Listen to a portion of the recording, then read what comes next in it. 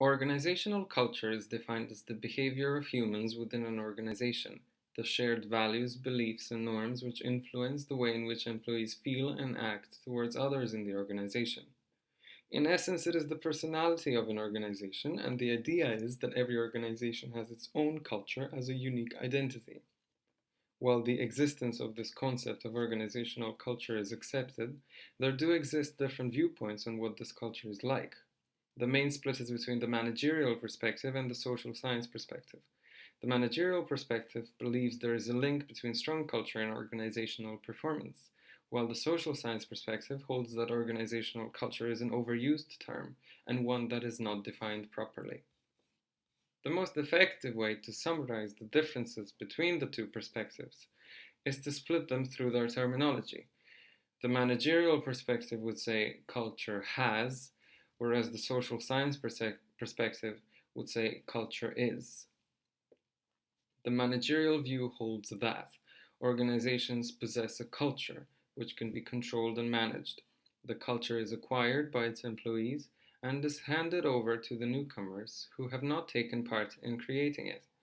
Culture is capable of intervention and control, and so managers can use it as a tool for change. The social science view holds that organizational culture is something that the organization is. Individuals do things and work together in certain ways, which creates a culture that evolves spontaneously, and for this reason it cannot be managed or quantified. The culture exists only through social interactions throughout the organization, between its members, and as such might even be different from what management wants. The social science view criticizes the managerial view for having ambitions to shape others' beliefs, because the managerial view studies the methods to change an organization's culture. An example is studying how a leader's behavior shapes the organization's culture. Joanne Martin, a professor at Stanford, presented three perspectives on organizational culture, which are seen as important by academics because they branch out the managerial versus the social science view. Number one, integration. This is the managerial view. An organization possesses a unified culture and its employees subscribe to this. With the existence of a clear set of values comes employee behavior that is guided by these beliefs, values, and norms. The idea is that the common features in an organization will lead to improved organizational effectiveness because employees will be more committed and easier to control if the pool of employees is not diverse. Number two, differentiation. This is the social science perspective. The idea here is that every organization consists of multiple groups, namely subcultures, each of which has their own characteristics. This is naturally very true of large organizations. The subcultures are reflective of the differentiations of occupations within organizations.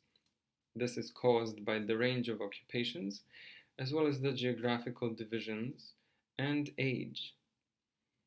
The reasoning is age differences, The reasoning is, since there are multiple interest groups within organizations, there are going to be multiple cultures in there as well.